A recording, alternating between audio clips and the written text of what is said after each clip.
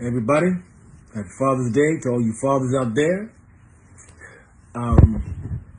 In commemoration of Father's Day this year, I have two stories I want to tell you, so I'll try to be quick. The first is about my father. And when I was 14, I was kind of messing up in school. I wasn't the greatest student. And I had to rewrite a paper. And the day before the paper was due, I got really sick. And so I couldn't, it was going to be the difference between passing and failing the class. So I couldn't finish the paper.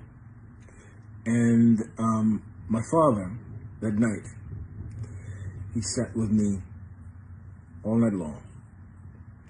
And just to be clear, my mother was usually the person taking care of me when I got sick. But this particular time, it happened to be my dad.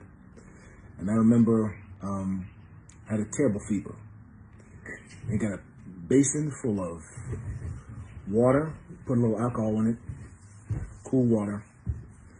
And he came in and out every hour or so, and he would just rub me down with cool water. And my dad was a very accomplished man. He was grew up during the Depression and the Great Depression, 1922. Well, he was born in 1922, but he came of age during the Great Depression. He served in World War II. Lived through Jim Crow South. Went on to put himself in college. He got his master's degree in English, then he got his law degree. Then he got it at night while he was teaching high school, social studies in English. And then he went on to practice law for the next 30 years. 25 of those he was a public defender. But what I remember most about my father wasn't his intellect, which was prodigious. It wasn't his strength, which was prodigious. And I mean how he was resilient, he was a tough guy. But it was how gentle and how kind he was, and how thoughtful. So, there's that story. And the other story is about myself, as a father. It's not really a story about myself. It's a story about my daughter. When she was about 10 years old, maybe 11, I had been singing these songs that I had written over the years, because many of you know and many of you don't know that originally I trained to be a musician before I became an actor, before I decided to start acting in my late 20s. And so I grew up studying music and writing music. I went to conservatory. I thought I was going to be a classical composer. And there are these songs that I had written for my first album that I never recorded. And I would sing them, sometimes to myself. And one day, my daughter said to me while I was singing one of these songs, she said, "Dad, you should do something with that." And I said to her, "Sweetheart, it's too late. I'm too old now to be starting to think about recording music." She said, "I don't know, Dad. Sounds like an excuse to me." So I thought about it, and I started writing music again.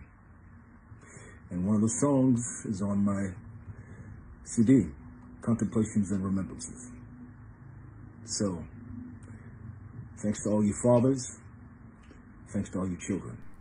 I welcome you back on here, and if you're new, consider subscribing, liking, and also share this video. Now, the legendary actor that is Reddick is being remembered on social media, to be specific, via Twitter and Facebook.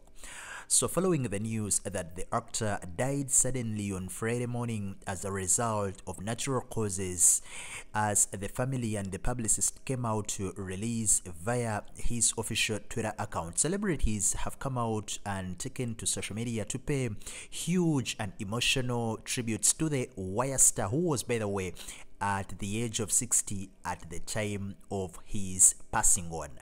Lance Reddick was a very beautiful and a compelling actor and a beautiful person. That was the tweet that was actually first posted by Ben Stiller, another legendary actor, and he continued and said he worked with my mom Anne Meara in Afterplay, playing Raziel, the waiter slash angel of death. He was exquisite in that, and all he did was and actually nothing, and nothing is lost. A man of great strength and grace. As a talented musician, he was a very huge actor, the epitome of class. That was the message that was posted by Wendell Pierce via his official Twitter account. Jeffrey Dean Morgan continued and said, likewise sent his condolences and love to his family and all that knew him. Damn, it's a very huge loss, Morgan wrote on his official Twitter account. He continued and said, rest in peace, my man, an amazing actor and an even more amazing dude. R.I.P. James Gunn, meanwhile, called Reddick an incredibly nice guy and an incredibly talented actor, and he further said, this is heartbreaking. My love goes out to all his family, friends, and collaborators. And finally, Adam Canover said there was nothing more exciting than the moment Lance Reddick showed up in a movie. He was really very talented, and you just knew you were about to see a totally committed performance that massively elevated the material. What a loss.